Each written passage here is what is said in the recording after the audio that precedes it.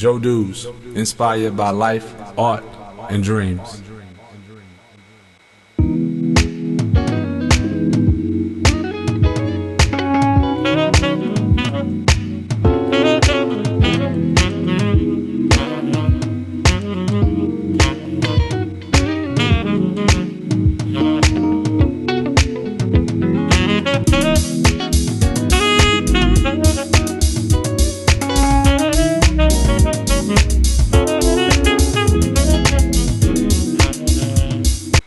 Given the relaxed dress code the way it is now, and things are really, really relaxed, and now you can go to an office, you can wear khakis and a polo. You lose some of the manners, the etiquette that the older generation used to have when they used to dress up. Game's changed, man. I'm about to corporate code it up for you. Any client that comes through, my particular organization, that we provide them with these tools and resources, oftentimes they'll be like, okay, I'm just going to interview for this manual labor job or, middle class, whatever the case is, and they feel like, a suit isn't necessarily proper for the interview.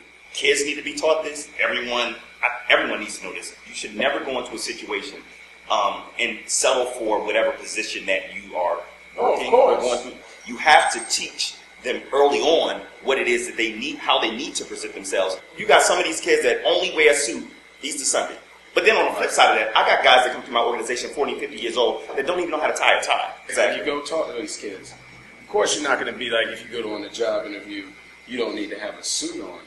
But what I'm saying, where they're at mentally, when they see you come through that door, they might turn their ears off to you. As soon as they see you look like a suit to them. But you look like a suit. They don't look like a suit. And that's it. So we all recognize that that's a problem. And my question and my challenge is, what are we doing to be a part of the solution? Because that's a problem, but is that going to change the way that I approach these guys? No. Well, then you're doing them a disservice if you don't want to change yourself in order to get them where they need to be. No, you don't do that. That's the problem in the society today. We dumb stuff down too much and think that these particular kids are not intelligent enough or they aren't responsible enough to understand what it is they need to see and embrace in life. I talk to kids, men of all different ages, backgrounds. It's about professionalism and attire, and also it's also about a transition in life, transitioning from where you are to where you aspire to be. Whether you aspire to be the owner of McDonald's or whether you aspire to be the next Barack Obama, it's about that transition. I'm not going to go in there and say, okay, you know what? Yeah, they from the West End.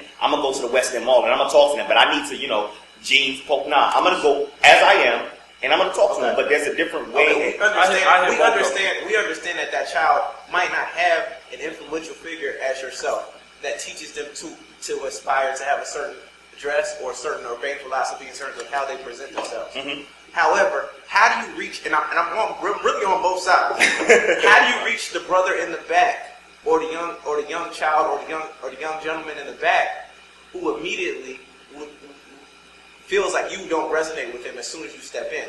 Because typically, the one that needs the most help won't resonate with that look right away. It might intimidate them, and it's something that they're unfamiliar with. And what do we do? And what do we do if we're unfamiliar with something? We immediately what? We bust. Exactly. The old adage: it takes a village to raise a kid. It takes a village to continue to breed better citizens. You talking about 40s and 50s and 60s mentality. But those mentalities work. But those mentalities work to bring us to where we are today. So why can't those mentalities be put in place collectively to help the problem? Because when we were coming up, you don't have influences like the media that you have now. Wow. You don't have the internet like you have now. Internet is huge. It's huge. So you it's huge. You talking about Roundtable and us, our individual lives. Exactly. It would be my hope that we're sitting here because not just to chop it up about what goes on or whatever, but just to help society as a whole recognize where the missing gaps are and to figure out what we can do collectively as a people to be a part of change as we're challenged by our great president. An observer could say these types of dialogues present a solution. Our walks and our individual lives, in terms of our lifestyle, can present a solution. And you know what? They need to know that it's not just the figure with the suit. Mm-hmm. It might be a figure with a polo shirt and denim that might be an entrepreneur. See, I think there's two paths. There's a formal path of knowledge that we've been taught: go to school, get a job, work corporate, matriculate your way up. But who is telling the informal side, the unorthodox side? A lot of the most wealthy and most successful individuals, they charter a path that doesn't necessarily follow that standard. How do we present a solution to them that lets them know, look, there are two options in which you can go. Both of them still will bring you to a path of success, but one of them isn't quite as mapped out as they might tell you, because this situation doesn't necessarily work. This doesn't teach you how to think laterally. It teaches you how to think linear. You're on a linear path. Right. Exactly. What if I want to color outside of the lines a little bit?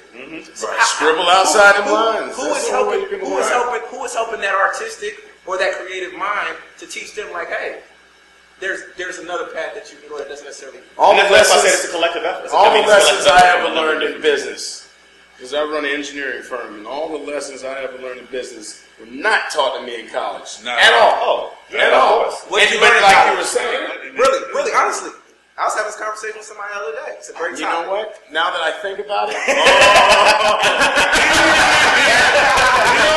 and of course you learn some things in college. I'm not saying college is a waste of time.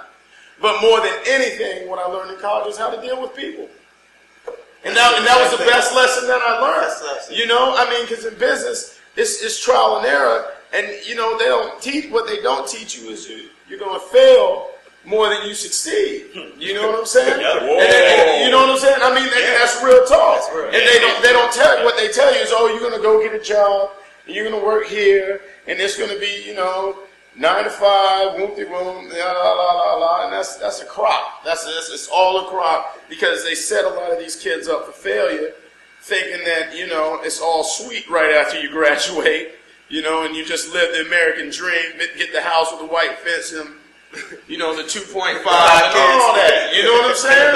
When you know that ain't the way it is, and that ain't the way the world turns. And, you know, like we were discussing earlier, I mean, kids, 15, you know, they got so many influences on them that the way you have to come at these youth now is the game's completely changed. You got to come at them from, you know, all types of angles. Right. You know what I'm saying? And you know, the parents, they don't do the job like they're supposed to, but you know, they don't. But you know, I mean, and just to add this, and this is a completely different subject. Right. You know, people got all up in arms with Bill Cosby when he started talking trash. But you know, a lot of what Bill Cosby said was 110% right. Mm-hmm. You know what I mean? And you know, the truth will make you mad. You know, and you don't want to hear it, because maybe, you know, your kids he's talking to you.